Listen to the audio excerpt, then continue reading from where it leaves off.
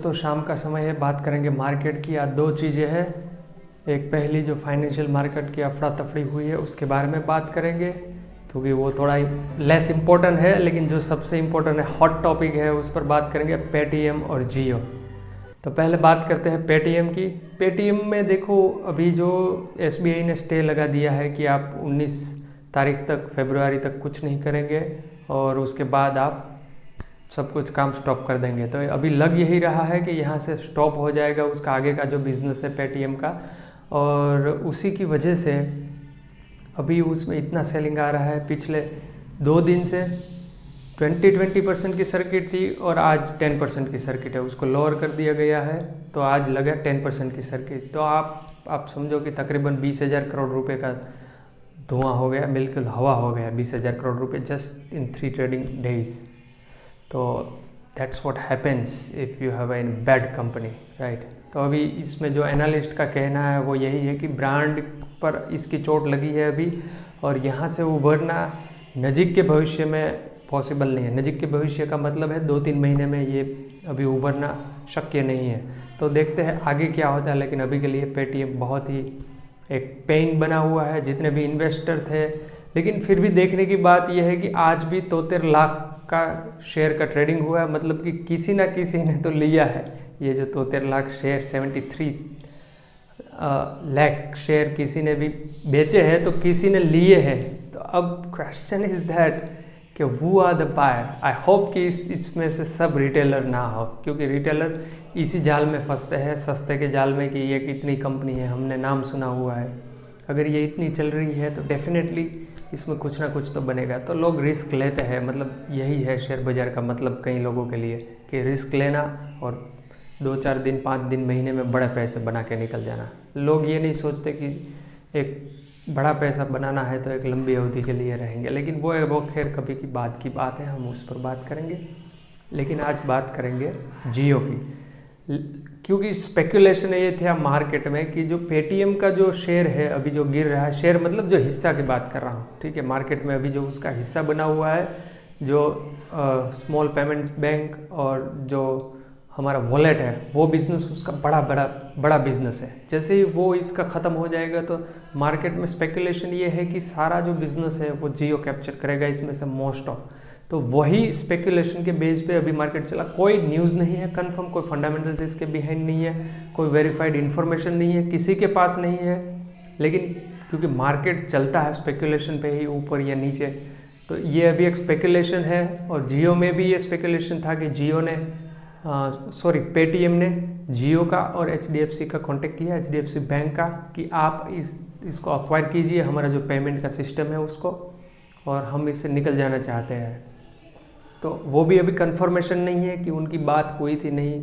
हालांकि जियो और HDFC ने तो कुछ बोलने से ही मना कर दिया है, तो अभी इसके बारे में वेरीफाइड नहीं है। लेकिन हाँ, अंदर खाने, अंडर द टेबल, ये सब बिहाइंड द डोर्स ये बातें चलती रहती है, और इसमें से जब तक कोई कंक्लूजन पे नहीं आते तब तक ये बात वो कंफर्म नहीं करते। यही अक्सर कॉर्पोरेट्स डील में होता है, इसमें भी यही हो रहा है, मतलब समथिंग इज कुकिंग। तो कुछ ना कुछ हो रहा है, लेकिन कोई कन्फर्म इन्फॉर्मेशन नहीं है। लेकिन इस स्पेक्यूलेशन में कि मोस्ट ऑफ जो फ़ायदा है वो जियो को मिलेगा, चाहे उसको बेचे या ना बेचे, तो उसी रिगार्डिंग अभी मार्केट इतना चल गया है जियो में। तो जियो ने आज मेरे ख्याल से 13% का जो हाईएस्ट उसका वॉल्यूम और प्राइस दोनों में जब से लॉन्च हुआ है ये, ठीक है, लिस्टेड हुआ है मार्केट में, तब से लेके आज तक सबसे हाईएस्ट, यानी कि अराउंड 2 करोड़ प्लस शेयर का वॉल्यूम था, और 13% का इसने जंप किया है फ्रॉम इट्स ओरिजिनल प्राइस। हालांकि रिजल्ट अभी आया इतना अच्छा नहीं था, लेकिन फिर भी क्योंकि जियो है, रिलायंस बैंक है, तो सबको इस पर कॉन्फिडेंस रहता है कि नहीं, अभी नहीं अच्छा किया तो आगे ज़रूर अच्छा करेगी। तो इसलिए इन्वेस्टर बनाए हुए हैं, और जैसे ही ऐसी कोई खबर मिलती है स्पेकुलेशन, तो लोग जंप करते हैं। अगर इसके बजाय और कोई कंपनी होती तो इतना जल्दी जंप नहीं करते, but because of the brand value of Reliance is attached the Ambani family, and that is the reason that people are believing that Jio will make something out of it and ultimately the shareholder will benefit। तो ये हो गई पहली बात। दूसरी बात है, आज मार्केट थोड़ा सा चला फिर नीचे आ गया। उसका रीज़न ये है कि जो हमारा फेड का भूत है, फेड का इंटरेस्ट रेट की बात हम लगातार कर रहे हैं, कि वो जो अनसर्टेनिटी बनी हुई है इंटरनेशनल इकोनॉमी में, स्पेसिफिकली फेड के इंटरेस्ट रेट को लेकर, उसके अराउंड ही ये सारा घूम रहा है अभी। और इंडिया में भी आरबीआई की पॉलिसी शॉर्ट टाइम में है, उसकी भी मीटिंग है, तो वो भी एक स्पेकुलेशन बना हुआ है, अनसर्टेनिटी है उसके अराउंड भी, थोड़े से लोग कॉशियस है। तो वो रीज़न है कि मार्केट आगे नहीं बढ़ रहा है। और अभी जो हमें फॉल देखने को मिला वो specifically because of financial sector. जितने भी बैंक्स हैं, आप देखेंगे बैंक्स और एनबीएफसीज, राइट, क्योंकि इंटरेस्ट रेट का सीधा असर उन पर पड़ता है। अगर ये इंटरेस्ट रेट नीचे नहीं आता तो उसका बिजनेस जो अभी बना हुआ है इतना ज़्यादा अच्छा नहीं है, तो वो और भी शायद ग्लूमी लग रहा है इन्वेस्टर को कि आने वाला समय अच्छा नहीं होगा अगर जल्दी से रेट कट नहीं आए। और अगर रेट कट आते हैं तो उसका सीधा बेनिफिट बैंकिंग सिस्टम को मिलता है, बैंकिंग कंपनी को मिलता है। तो वो रीज़न था कि मार्केट अभी नीचे गिरा है और ज़्यादातर फाइनेंशियल स्टॉक्स ही नीचे गिरे हैं। लेकिन द पॉइंट ये है कि एचडीएफसी बैंक, कोटक बैंक और ये जो बैंक है उसमें जो बना हुआ है आधे रिटेलर, इतनी ज़्यादा रैली हो गई मार्केट में, लेकिन उसके हाथ में कुछ नहीं लगा है। तो उनके लिए तो ये तेज़ी थी ही नहीं मार्केट में।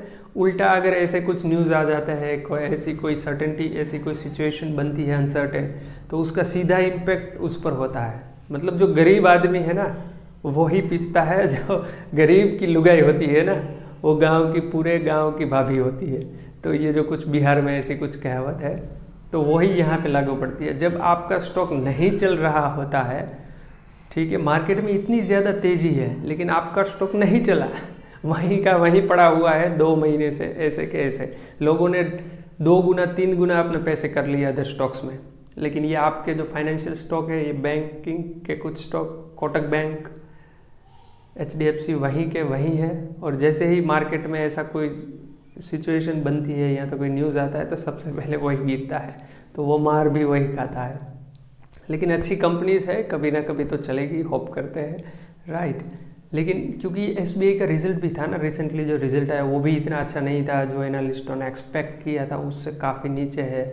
तो ये भी एक रीज़न है कि 30% के अराउंड नीचे आया है रिजल्ट, राइट, जो एक्सपेक्टेड था वहाँ से। और लास्ट ईयर का भी जो था वहाँ से भी काफ़ी नीचे है। ईपीएस भी 17 था लास्ट ईयर में, इस साल कुछ 13 के आसपास है, 13 रुपीज़ के आसपास, तो वो भी काफ़ी नीचे रहा, इतना भी नहीं रहा ग्रोथ जितना था, राइट।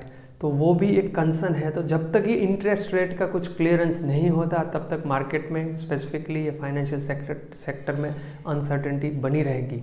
अगर आप एक इन्वेस्टर है और ऐसी कंपनी में इन्वेस्टेड है अभी, तो अगर आप लॉन्ग टर्म के इन्वेस्टर है तो आपके लिए कोई सोचने की बात नहीं है। लेकिन अगर आप शॉर्ट टर्म इन्वेस्टर है और ऐसी कंपनी में फंसे हुए हैं और अपने पैसे को स्टक कर दिया है, तो आपको ज़रूर सोचना चाहिए कि यहाँ से मैं आगे क्या करूं कि मेरे पैसे ग्रो करें। क्योंकि यहाँ पर अगर रहेंगे तो आपके पैसे नज़दीक के जो भविष्य है उसमें कुछ होने वाला नहीं है, ऐसे इतने ही बने रहेंगे। लेकिन अच्छी कंपनी है तो आप लॉस भी नहीं करेंगे, ऐसा हम एक अनुमान लगा सकते हैं, राइट। ये कोई सलाह नहीं है, कुछ भी करने से पहले अपने फाइनेंशियल एडवाइज़र की सलाह ज़रूर लें। के लिए इतना ही रखते हैं, कल फिर बात करेंगे, तब तक के लिए धन्यवाद, शुभ रात्रि।